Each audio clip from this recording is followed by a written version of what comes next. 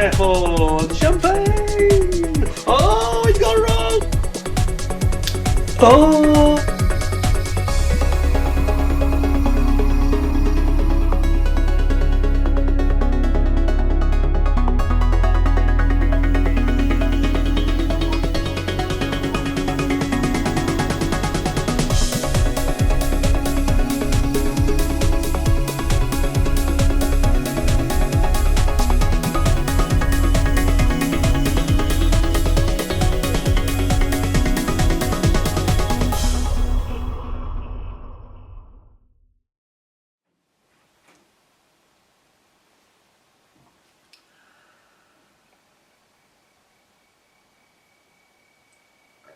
Hi folks, welcome back to the channel.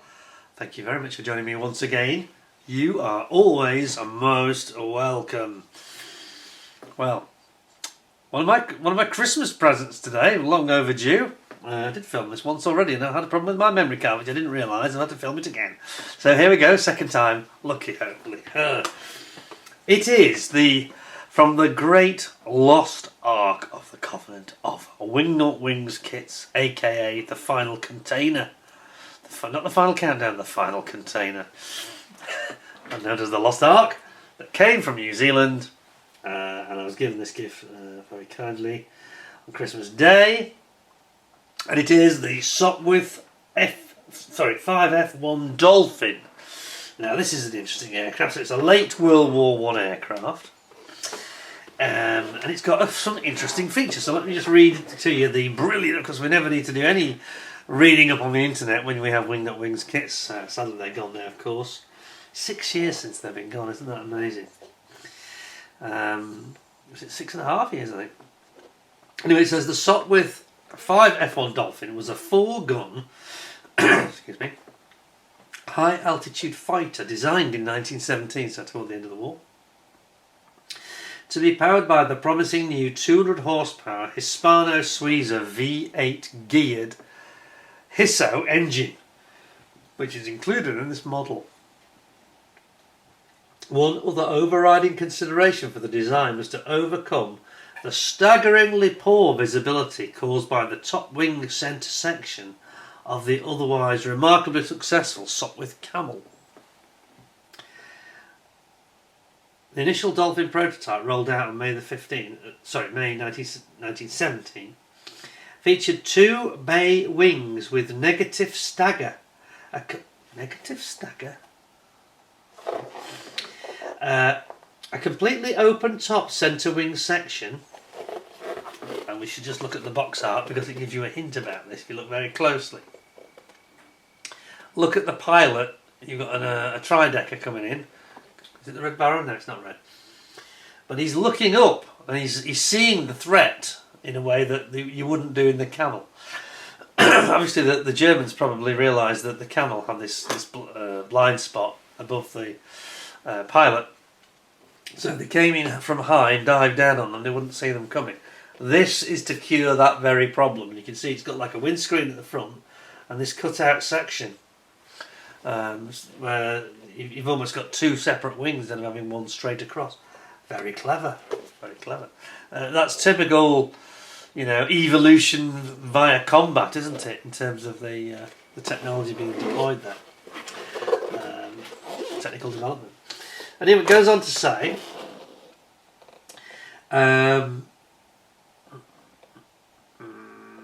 subsequent prototypes incorporated numerous improvements in both performance and their appearance. And production aircraft started to be delivered in late November 1917, so only a year to go to the end of the war. They didn't know that, of course. An unusual feature was the twin upward firing Lewis guns fitted above the cockpit, although the port gun was quickly deleted and the starboard gun was frequently removed in service. Doesn't really show that here. But never mind, we'll get into that. I'm sure it will do in the instructions. Nearly 1,800 Dolphins were built, quite a lot, by the Sopwith Aviation Company, Hooper and Company, and the Darracq Motor Engineering Company Limited. 3 different companies. The Dolphin was officially declared obsolete by the Royal Air Force in September 1921, but a small number continued to see service with Poland until the early 1920s. How about that? So on the side, you have got some nice options. You've got 5 different options here, and they include the Royal Naval Air Service at Dover in 1918. You've got, Dover, yes. Then you've got the Red Star 6, SARD, I'm not sure what that means actually. Then we've got Dolphin U, and this is J.W. Pearson, who had 12 victories. Wow. And C.E. Walton, they obviously shared the aircraft, with 1 question victory. And that was RAF.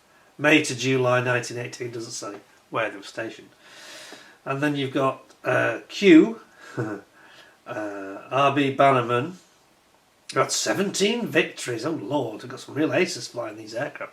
Must have been pretty good then if there's so many aces in it, you know. Powerful engine though, isn't it?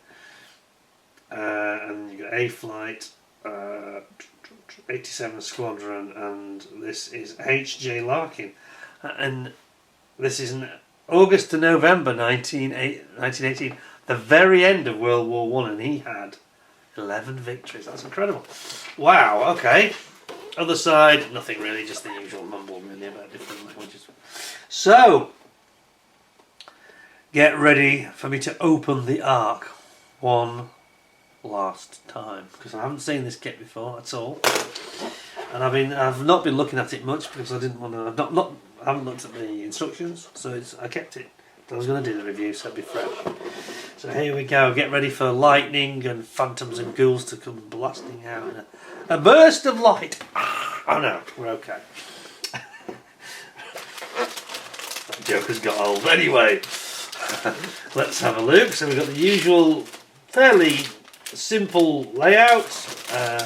Sprues which match the box size, so we don't have any shaking about, which is something that others could learn from. Airfix, who was the other one recently?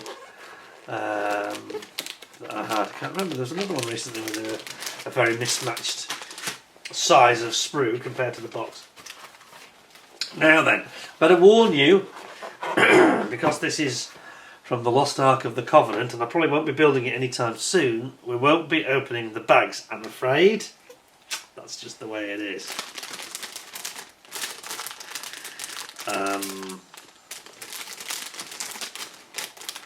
But I think that we'll get a flavour of it. Try to preserve it. Could end up being my pension, this, or it might get built, but who knows.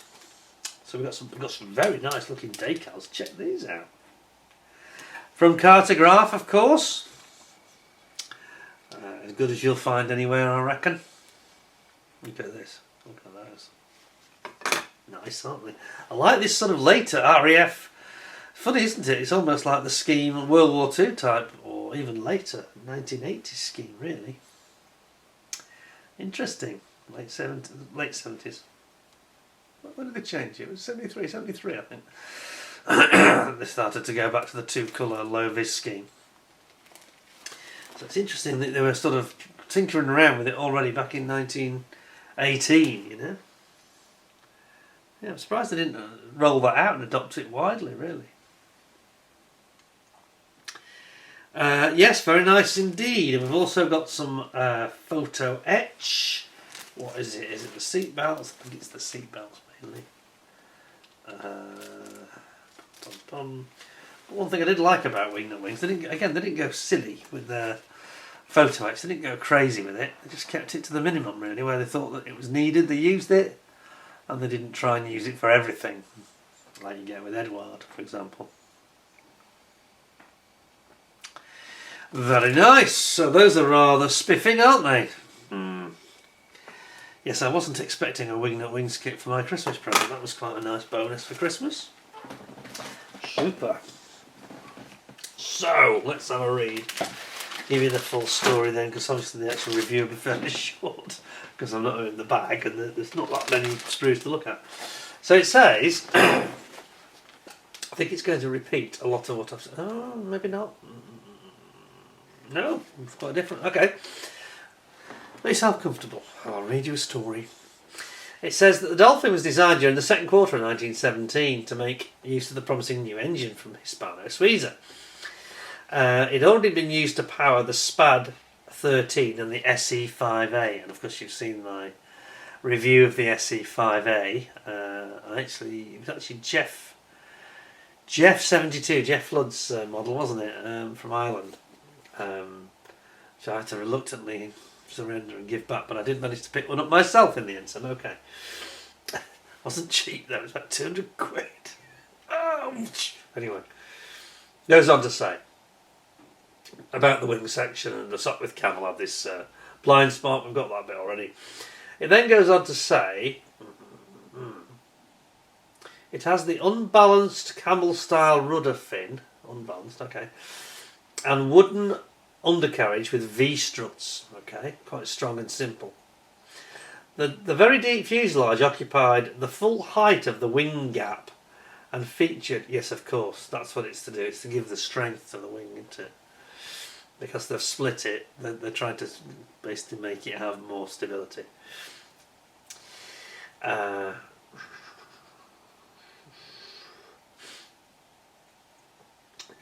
And it features a tall radiator in front of the engine. Okay. Its first flight was delayed due to problems securing a suitable example of the engine. The second prototype appeared in late July 1917 and incorporated numerous improvements, including a balanced rudder, cutouts in the bottom of the wings, in the bottom wings, removing the frontal radiator, which allowed the streamlining of the nose. Because I was going to say, as I just read it out, I thought, I'm not sure where they put the radiator there. Think of the SE5, the radiator is stuck straight in front, isn't it? Yeah? This is trying to make it more aerodynamic. Yes, so streamlining of the nose and replacing it with twin radiators mounted in the top wings. Twin radiators mounted in the top wings? Really? Okay, we'll get to that. I can't see it in the artwork. These radiators proved ineffective, so in turn were replaced by versions mounted on the sides of the fuselage. That's what we can see. Right, and that's what probably that's why I can't see it in the artwork. So let's just have a look at the artwork again and you get what we're talking about, because it is important to, rather than me just sit here reading, you can actually see what it's talking about here. So think of the SE5 with its massive radiator stuck out front. You know, it's all radiator, isn't it, in front of the propeller and spinner. So with this one, they've made it much more aero, and they've gone and mounted the radiators here. I wonder what they were when I looked at the first image. Interesting.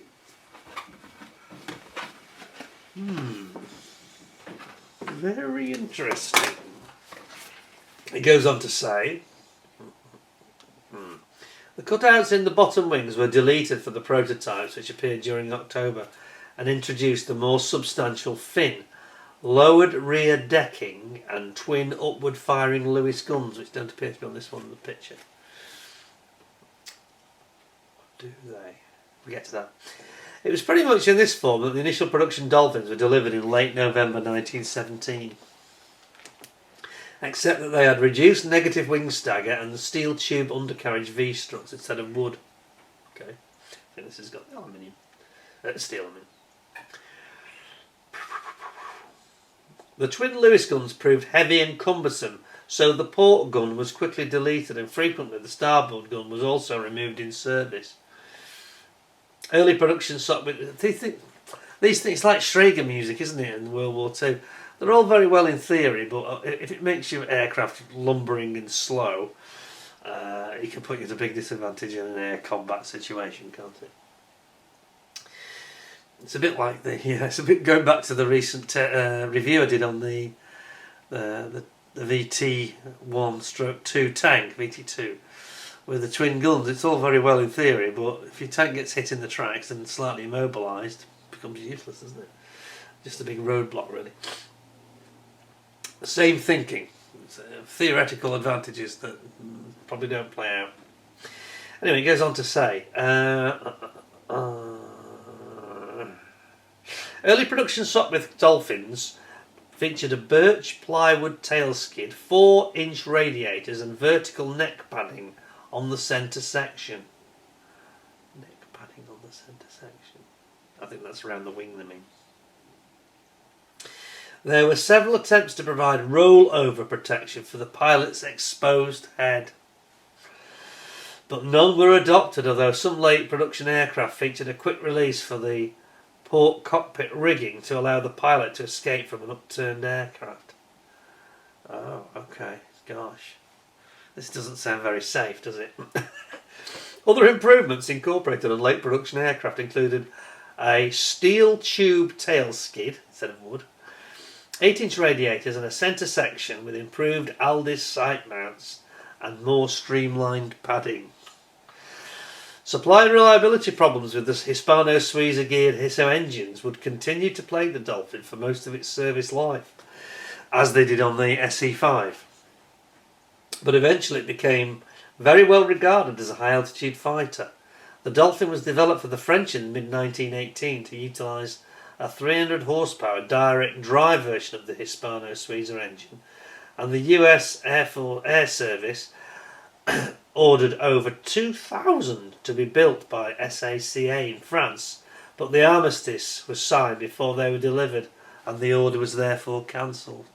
Bad luck, eh? I bet they were kicking themselves.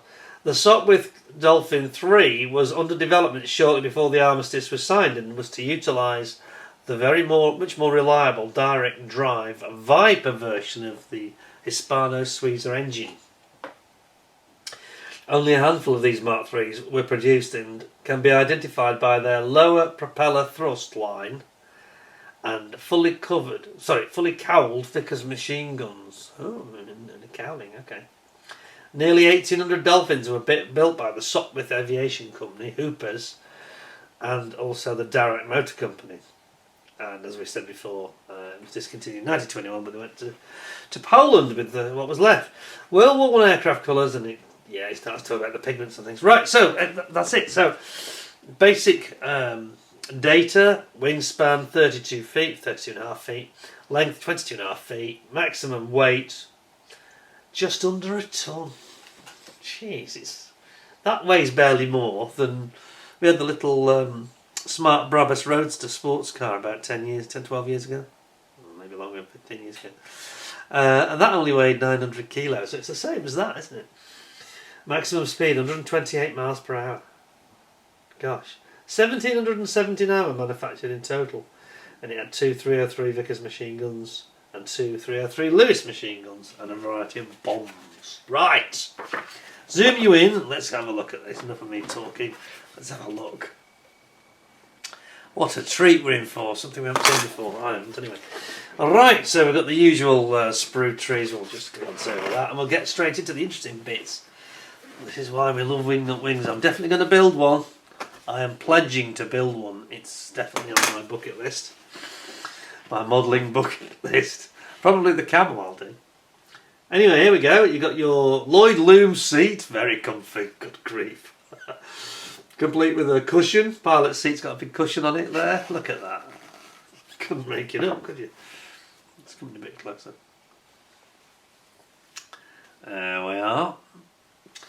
And then you've got all your the main petrol tank sitting directly behind the unprotected pilot.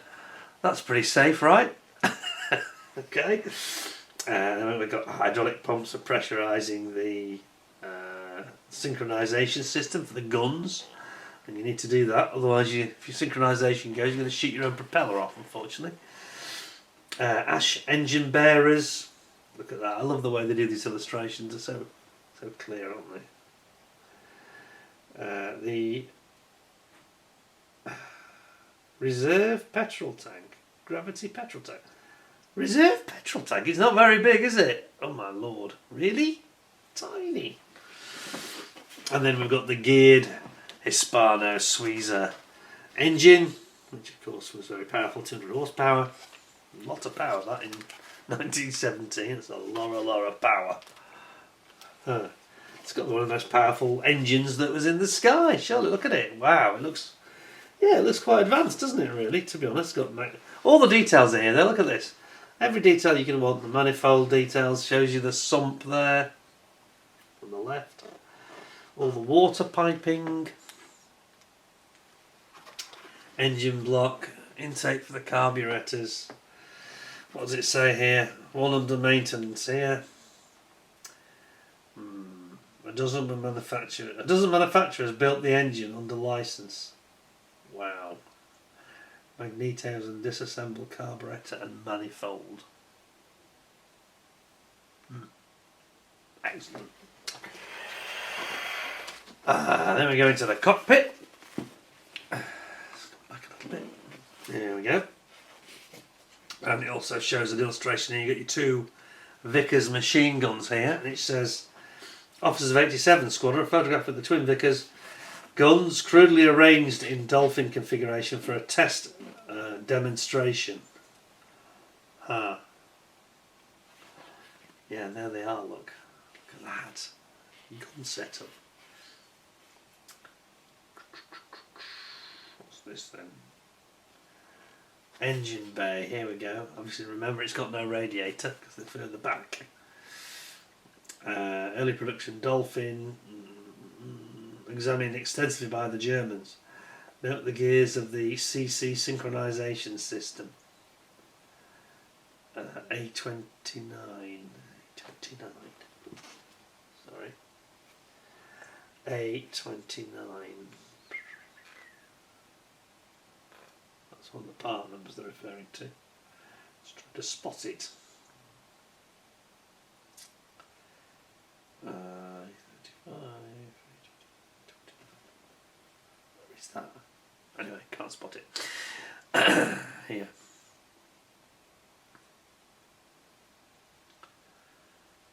A29 is the part number. Photo and all the others of the V8 geared Hisso engine powered the Dolphins unless specified otherwise. Okay. Then you go, oh, this is where I get a bit nervous. Look at this. Rigging. Oh, there's tons of it. Oh my god. And you've got some rigging guide here. Oh. And then people say, why don't you do them? World War One aircraft, you've got plenty of them. So I start biting my nails and start sweating. The very thought of it. Airspeed indicator here. This is your main cockpit area now, and it's got the painting guide here showing you all the colours it should be. Fuselage, just got a hole to drill there, and then again drilling a hole for the torque wire. The tail skid. Get two options: the steel one on the right, or the wooden one on the left. A29. Right, we found that one I was just musing over a few seconds ago. The pressurising the CC synchronisation system. So this is the gun synchronisation system, part A29. There it is. So this is what we were talking about. This is what synchronises the guns, stops them from shooting off your own propeller. So it's an interrupter gear basically for the machine guns. Stops the guns firing when the prop is in the way, which is very important. And then we've got our holes being drilled for the bomb carrier. We've got some rigging. Rigging.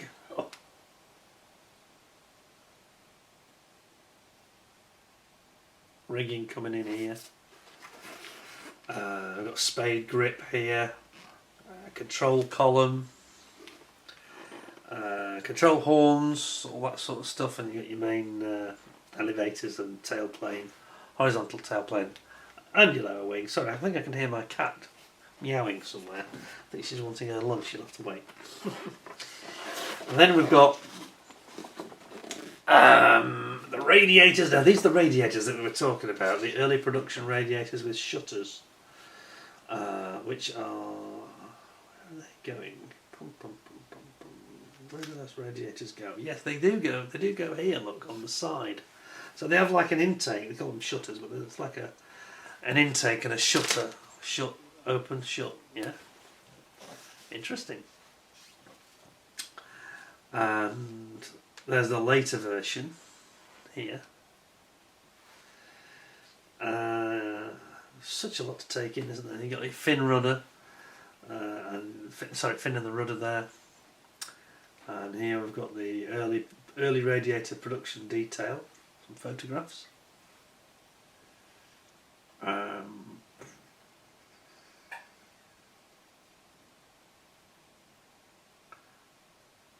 Aileron pulley inspection door, so they could check on the aileron pulleys. Wow. Built into the wing. Right at the front of the wing there, look. Wow. That's cool.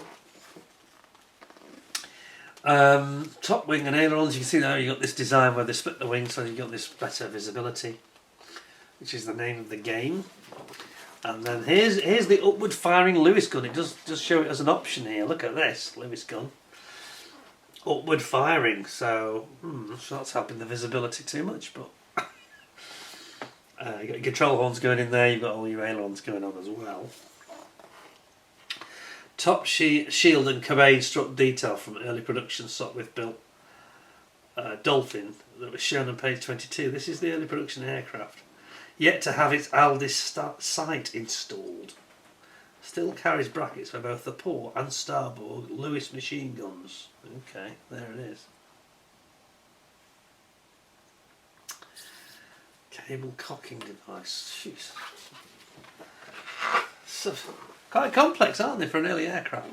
Now here you've got your optional, you've got your V struts. I think there's both versions here. You've got the wooden version or the steel version.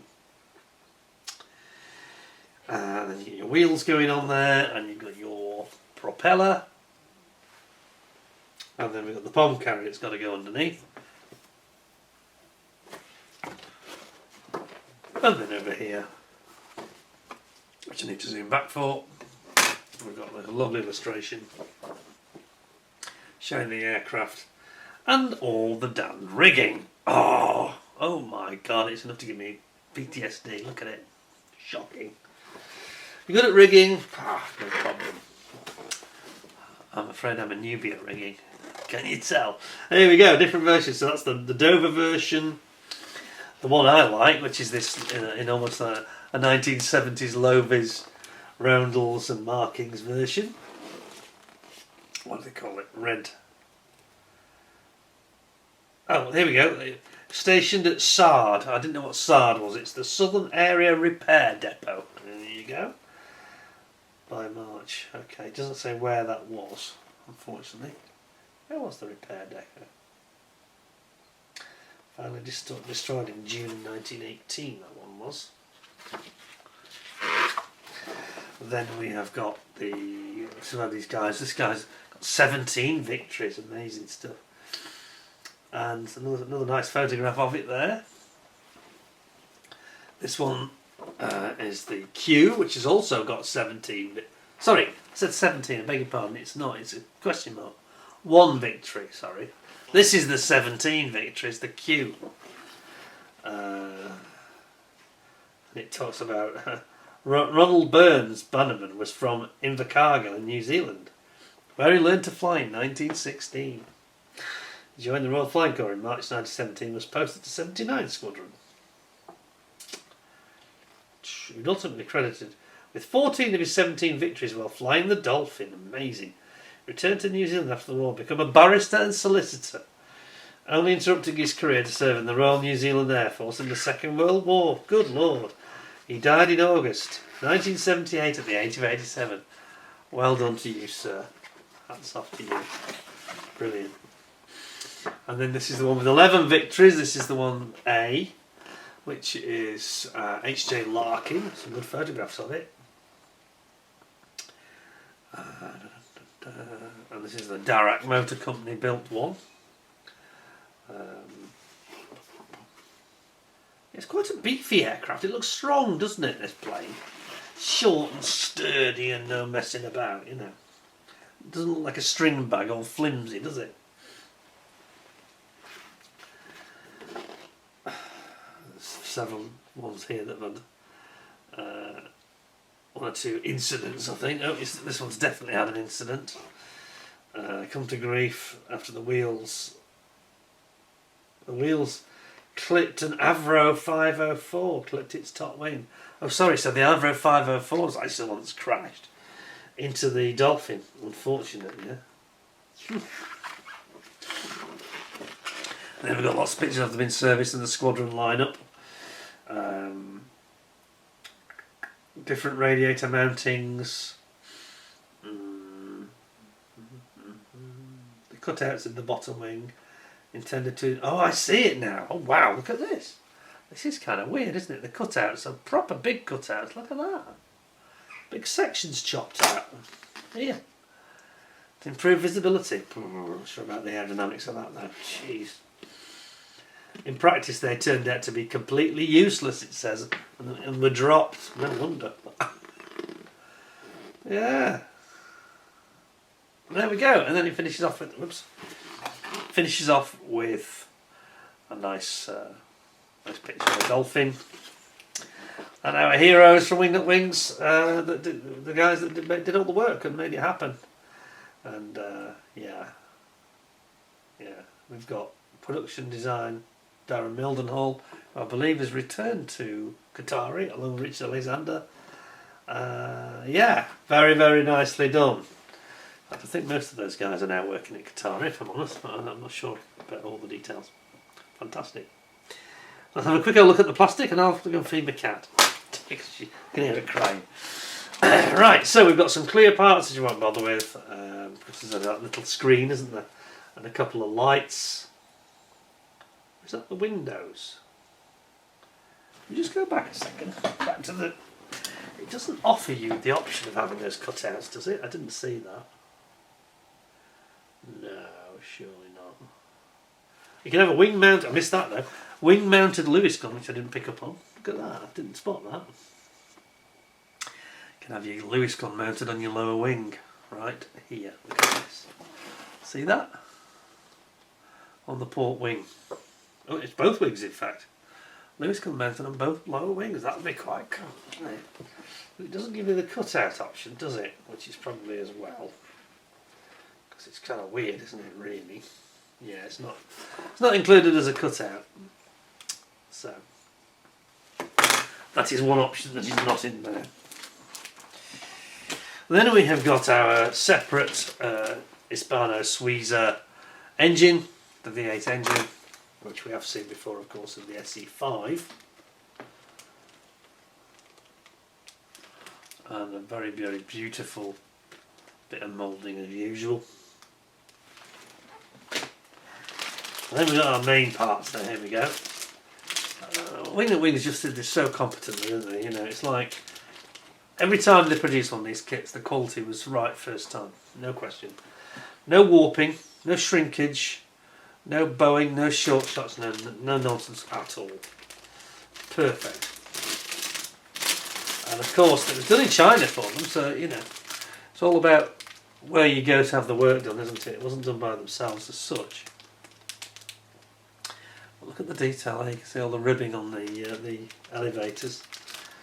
And here are those intakes and for the radiators on the side. It's quite an advanced looking design. That's the open style, this is the more closed style here. And there's the actual doors which close, shut the radiators. Nice, isn't it? Two different versions of the front intake, one when there's a radiator and one when there isn't. So that's very nice. Then we've got the main wings. Let's come back a little bit for this. Main wings. Beautifully moulded as usual. And all the ribbing that you'd expect. Very nice. Fantastic. Superb. That's really, really nice. We've got all our ailerons at the bottom, both top and bottom wings. And then last but not least, all the detail parts, all the interesting parts. So we've got our lovely propellers here. We'll zoom in a bit for this. Propeller and spinner, all in one, aren't they really? So it has a built-in bottom effect. Ooh! With the bomb about to come off the sprue. Oh, can't have that, not from the LOST ARK. The bomb's was about to leave there, the bottom right one as you're looking at it. It's back now. The little bombs. £50 bombs, I think, weren't they? You can see the two different styles of propeller. One's got a real twist in it and one's more of a straight style. And then we've got our Vickers gun here. Plus the barrels. Got our cabane struts here. And then we have got our wheels. A funky Lloyd loom woven chair, look. See that? Fantastic. Loom chair. There's the seats. Cushion. And then we've got our wheels. And that's the wheels themselves on the left, and wheels and tyres on the right. It's like a one-sided thing. So you've got the outer thin rubber tyre. I think they were solid, weren't they? Were they solid? Not absolutely sure. No, they can't be. They've got a valve, haven't they? If you look carefully, you can see the valves, can't you, there? I'll zoom in a bit more. Make out the valve at the bottom. So they were pneumatic. And then we've got the fuel tank that sits right behind the Lloyd loom chair where the pilot sits. Yeah, that's pretty safe, isn't it, right? Got your exhausts over here, and they look really nicely done. Look at those exhausts. Exits. And we've got our pitot monitor sensor. The airspeed indicator and one's a thermometer, I think, temperature gauge and pitot. And then you got your struts for these, the gear. You've got a couple of magazines there for the Lewis gun. And that's kind of it, really. But some beautiful moulding here. Look at the detail here. Look at that. Isn't that nice?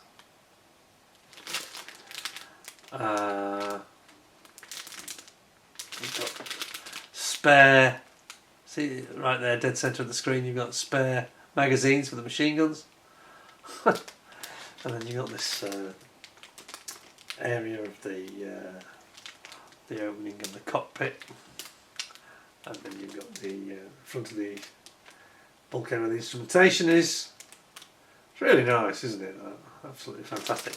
And over here, I didn't realise that's the actual machine guns cooling jackets at the top there, and then a couple of cabane struts underneath. Wonderful, wonderful, wonderful. Just going to turn around on this Lloyd loom chair and have a look at it on the other side.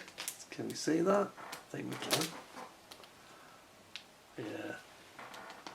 You can see the weave. Can you see the weave in it? Just about make it out, get rid of the reflections. Yeah, the weave.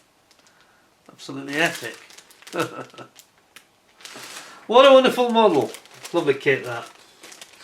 Well up to the usual standards of wing-nut wings, and as I say, allegedly it's come from the final LOST ARK container that came out of New Zealand, so we're not going to be seeing any more of them, really. I think that's probably the last one. Still got to get my hands on one of those Gopher bombers, though. I have got the Sea Bomber version. Is it the Gopher 4 or the Gopher 5? I can't remember. That's very collectible. And you can get your hands on one today if you want to pay 800 quid for one. Oh, nasty. It's a 10 out of 10, predictably. No great surprise there. They still represent the peak. And I have to say to Qatari, I still think that these have got an appeal, a shelf appeal, I mean, that outstrips the Qatari. And I think the only issue is the Qataris still got some rather low-key artwork. This is beautiful. Look at the colours, and you've got the silver hot foil that's been applied around the box. Makes it something special. Just lifts it, makes it pop. And again, you've got your silver hot foil here as the title. Just a little bit more special and upmarket looking than some of the Qatari releases, which I know we've got Darryl Legg, who's the artist. It's a different artist, isn't it? Anderson. Yeah, Anderson was the artist on these. I'm not really convinced about Down Legs artwork being quite as good, if I'm honest. I don't really negative, you know. Some of it's been better. I've got to say the Messerschmitt 109K4 was better, I thought. A bit more lively and a bit more vivid and exciting. One or two of them, though, have been very dour, you know. They're underselling it. They're not giving it shelf appeal, whereas that has got shelf appeal in spades to me. And we don't want to have, you know, because the Qatari products are very, very good. Only they'd put an engine in there. I know I always say it, but they've got engines in. They were beautiful, you know. It's flawless, 10 out of 10, you know. I'm not sure I'm ever going to be able to give a Qatari a 10 out of 10 because it doesn't have an important component that should be in there, isn't there? I do wish they'd change direction on that, I really do. Anyway. We do miss wingnut wings, though. You know, open a new to me anyway, product like that, and you realise what we've lost. They were remarkable. They were remarkable. I mean, people that do like World War I models, like my brother-in-law, it must have been like, you know, all the Christmases and birthdays came at once with wingnut wings. You just don't get that quality and attention to detail heaped into something. I know the cynical amongst you will say, well, yes, well, he was getting a lot of government grants and this, that and the other. But even so, it was just lovingly done, wasn't it? In a way that Zokimura, Tamiya and others get very close to. But and Qatari are there, aren't they? Because they're not doing the engines, they're not quite the same. And it doesn't matter whether you like engines or you don't, or you disagree with me. It's still not quite the same as what we had here, because this didn't have that potential weakness. It had everything it should have. It's perfect. It's the perfect model kit, isn't it? So, yeah, I just wish we could get closer back to that again. Anyway, there we go. 10 out of 10 from me. Hope you give me a thumbs up. Give me 10 out of 10. It's very important for the channel. Hope you enjoyed seeing something I've not reviewed before. Something that is almost new. Almost. 6 years old. But they're so hard to get yourself one of those now that's in mint condition. Obviously, this will now be wheeled away, you know, and have the ending that we all expect, which is the way this video is probably going to end, to be quite honest. So, without further ado, I'll say thank you for watching. I hope you enjoyed the show. Please look after yourselves till next time, and do stay to the very end of the video because I think you'll enjoy it, and we will inevitably put this kit somewhere very, very safe. Okay? Till next time, thanks a lot. Take care of yourselves, and bye for now.